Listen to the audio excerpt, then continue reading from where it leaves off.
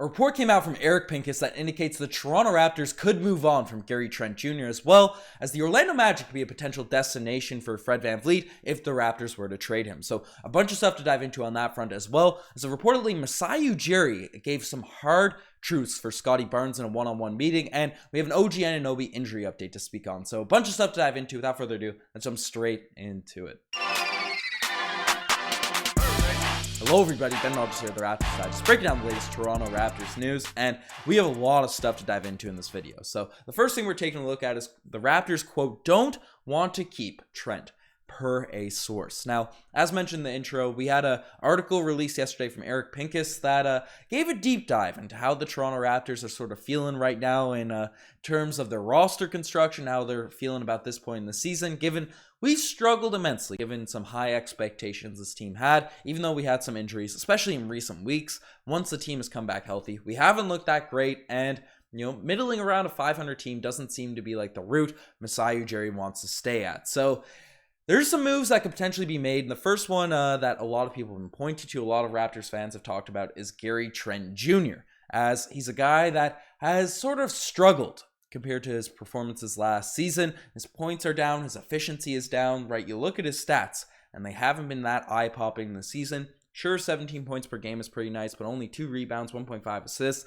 and the efficiency numbers are where, you sort of cringe a little bit. At 42% from the field, not horrific, but not that great, but 33% from a guy that's supposed to be a knockdown three-point shooter, that's supposed to be a release valve in the half-court offense, just isn't that great. And apparently the Toronto Raptors front office sort of agreeing at this point right now, given Trent's current performance. As you look at this quote from the article, he talks about how the Raptors could potentially have the best offer for Kevin Durant if he were to demand a trade again, but they could also make a smaller deal to improve, probably surrounding Gary Trent Jr. So Gary Trent Jr. could be added to a package. Quote, I don't think they want to keep Trent, one source told Eric Pincus a Bleacher Report, suggesting he be the player that they could shop at the NBA trade deadline, as Trent is currently earning $17.5 million this season, as well as $18.8 million option for next year in 2023-2024. So that's an interesting little excerpt there from the Pincus,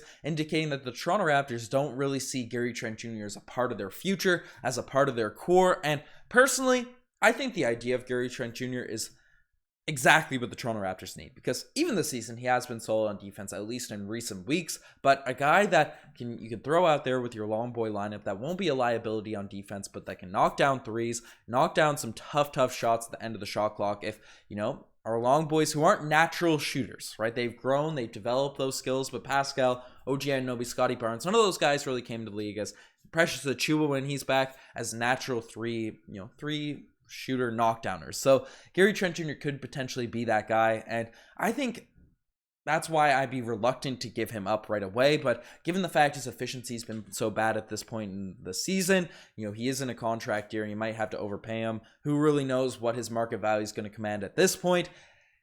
I don't know. I could see the Toronto Raptors make a move either way. Let me know in the comment section below who you think could end up trading Gary Trent Jr. to. But the next thing we're taking a look at is another excerpt from the article, but how the Orlando Magic reportedly a possible destination for Fred VanVleet. So this one I found a little bit shocking, a little bit interesting when I sort of saw the headline and read through it, because the Orlando Magic have like 4 point guards on their team, but the Orlando Magic have notoriously made some interesting moves for veterans that might not be the right fit, but they traded for Serge Ibaka at one point.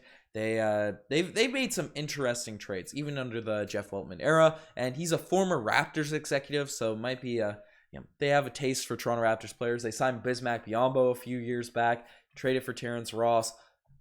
Maybe a potential deal with Fred VanVleet could go through, and this is what Eric Pincus is talking about, as the bigger question is Fred VanVleet, who turns 29 in February. With his experience, some sources believe that he could be a target for some of the younger teams with cap space, like the Orlando Magic.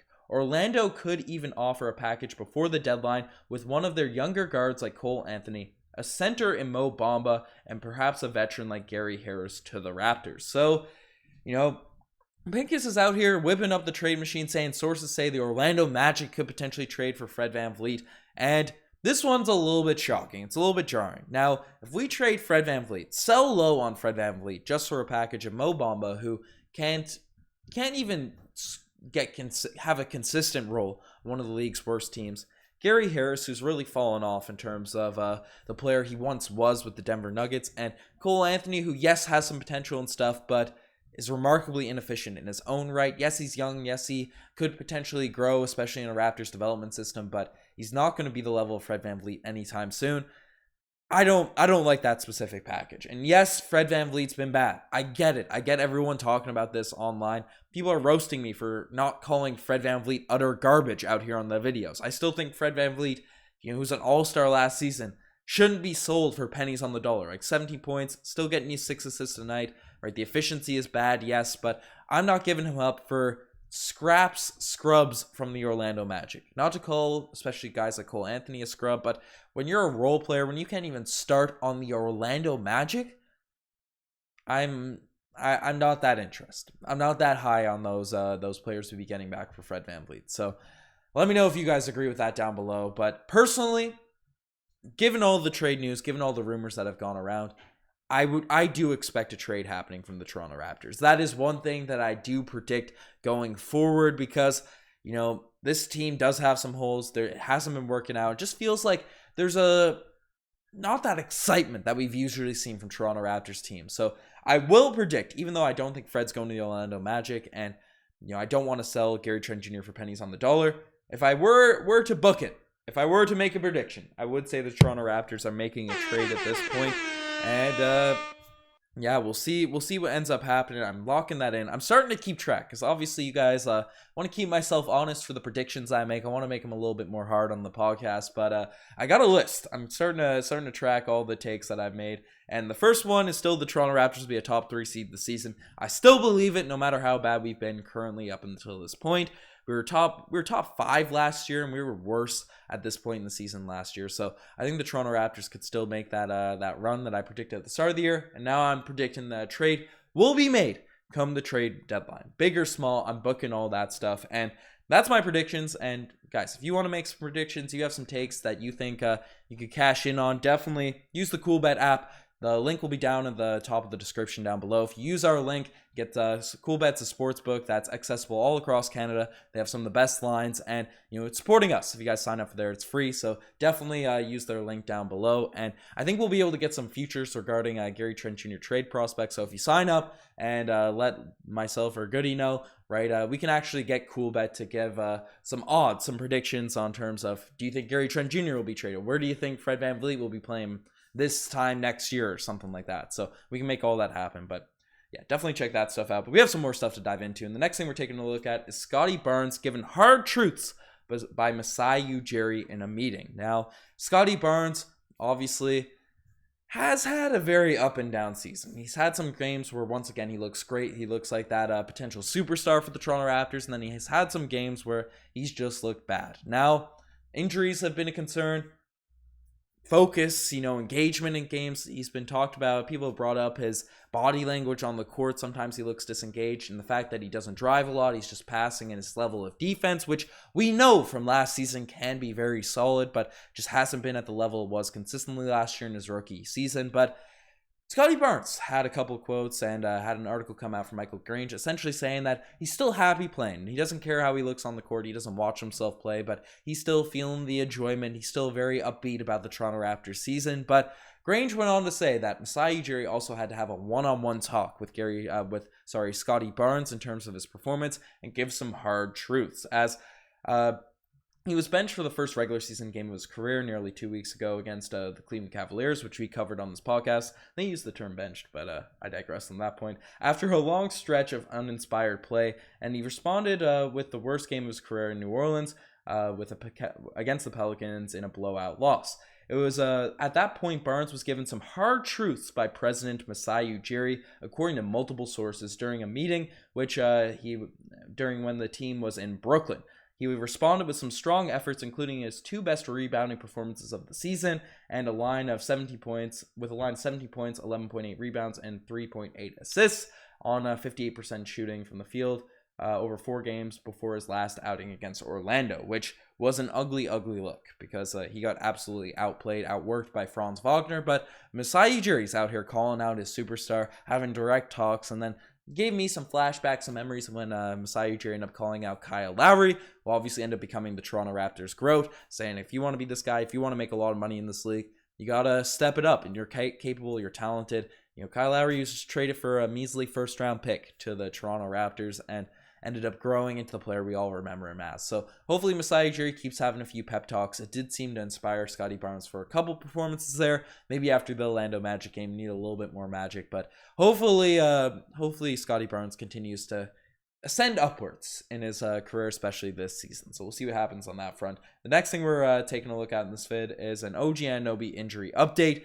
Now, OG Anunoby's been our most healthy, been our most consistent in terms of being on the court and giving on-court production this year. Pascal Siakam has been our most consistent player when he's played, but obviously he missed those 3 weeks of action. But a lot of people credit OG Anunoby with his performance this season, especially where he's dealt with some injuries in seasons past, but he stayed healthy to start off this year. But hopefully bad luck isn't spurring up, as reports have come out that OG Anunoby pops up on the Raptors injury report ahead of the Magic rematch, as the Toronto Raptors say OG Anunoby is battling with left hip soreness and is questionable to play against the Orlando Magic on Sunday.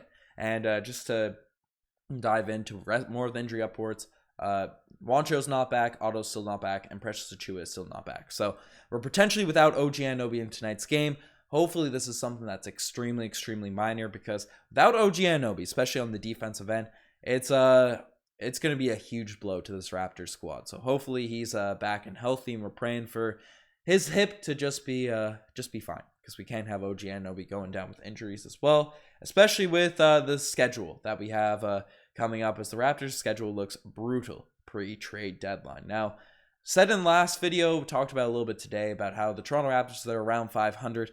Moves will likely be made. I even booked it, right? I used our cool bet booking segment, right? That I think a Toronto Raptors trade will be made pre-trade deadline. And the Raptors, the only way it doesn't is if they right the ship. This roster looks like a nice core group, but given our schedule, it could be an ugly stretch of games for the Raptors at this point, because we've been a horrible road team this season. And you look at it, and this is brought to my attention by a Reddit post I saw from